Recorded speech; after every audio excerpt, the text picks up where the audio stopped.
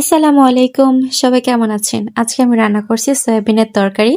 আর totally রান্নাটা করছি আমি আমার মতো করে। আর এইজন্য প্রয়োজন হচ্ছে সয়াবিন। আর সয়াবিনটা হচ্ছে গরম পানিতে খুব ভালোভাবে সিদ্ধ করে নিতে হবে।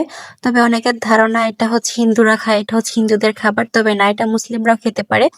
এটি হালাল এবং পুষ্টিকর একটি খাবার। আর এই যে সয়াবিনটা খুব ভালোভাবে সিদ্ধ করে নিয়ে আমি আমার মতো করে কেটে নিচ্ছি। আপনারা চাইলে আরো ছোট বড় করতে পারেন। আর এখানে ছিল পেঁয়াজ কুচি, আদা বাটা, রসুন বাটা প্লাস জিরে বাটা। আর সয়াবিনের তরকারি রান্না করার জন্য সয়াবিন তেল প্রয়োজন। আর সয়াবিন তেলটা খুব ভালোভাবে আমি গরম করে নিয়ে পেঁয়াজ কুচি দিয়ে ব্রাউন কালার করে ভেজে নিব। আর এই পর্যায়ে হচ্ছে আদা বাটা, রসুন বাটা, জিরা বাটা একটু দিয়ে এটা একটু ভাজা ভাজা করে নিব। এবং এটা ভাজা ভাজা হয়ে গেলে আর কি আমি পানি অ্যাড করব। আর এই পর্যায়ে হচ্ছে আমি লবণ প্লাস হলুদের গুঁড়া, মরিচের গুঁড়া দিয়ে ভালোভাবে মশলাটা কষিয়ে নিব। আর মশলা কষানোর সময় একটু পানি দিলে মশলাটা পুড়ে যাওয়ার কোনো সম্ভাবনা থাকে না। আর মশলাটা যখন কষানো হয়ে যাবে, যে তেলটা যখন এই পর্যায়ে উঠে আসবে, তখন আমি আর কি আলু অ্যাড করব। আপনারা চাইলে আর কি আলু স্কিপ করতে পারেন কিংবা আলুটা ভেজে নিতে পারেন। তবে আমি যেহেতু আমার মতো করে রান্না করছি, সেজন্য আর কি আমি আলুটার সাথে মশলাটা খুব ভালোভাবে কষাতে দিয়েছি। আর যখন একটু কষানো হয়ে গিয়েছে আর মশলার সাথে যেহেতু মিশে গিয়েছে, তখন আর কি আলুটা সিদ্ধ হওয়ার জন্য আমি পরিমাণ মতো পানি দিচ্ছি।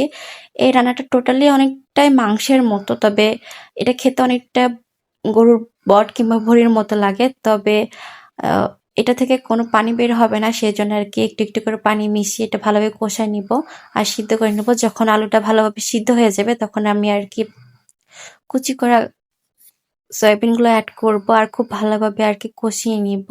এটা আসলে একটু সময় নিয়ে রান্না করলে ভালো হয়। আর যে কোনো তরকারি যদি পরিমাণ মতো সিদ্ধ হয় প্লাস কষানো ভালো হয়, তাহলে খেতে ভালো লাগে। আর এই যে যখন মশলাটার সাথে খুব ভালোভাবে মিশে যাবে, তখন আমি আর কি আবার নাড়াচাড়া করে আর পানিটা অ্যাড করব। আর একটু পর পর নাড়াচাড়া করলে তল থেকে পুড়ে যাওয়ার কোনো সম্ভাবনা থাকবে না। আর এই যে বারবার করে আমি অল্প অল্প পানি অ্যাড করে খুব ভালোভাবে সিদ্ধ করে নিচ্ছি। আর যখন খুব ভালোভাবে সিদ্ধ হয়ে আসবে, তখন আর কি আমি এটার মধ্যে গরম মশলা আর কি অ্যাড করবো। আর গরম মশলার মধ্যে থাকবে দারচিনি, এলাচ, এগুলো আর কি গুঁড়ো করাটা আমি লাস্ট টাইমে অ্যাড করব। যখন রান্নাটা টোটালি হয়ে যাবে, অ্যাড করে আমি আর একবারের জন্য ঢেকে দিব।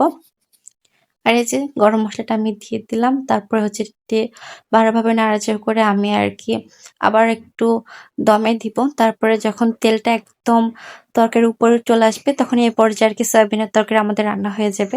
আর এটা নতুন কাউকে খেতে দিলে কেউ বুঝতেই পারবে না। আর এই যে এই পর্যায়ে হচ্ছে আমার রান্নাটা শেষ হয়ে গিয়েছিল। সো ভিডিওটা এই পর্যন্ত। সবাই ভালো থাকবেন, সুস্থ থাকবেন। আল্লাহ হাফেজ।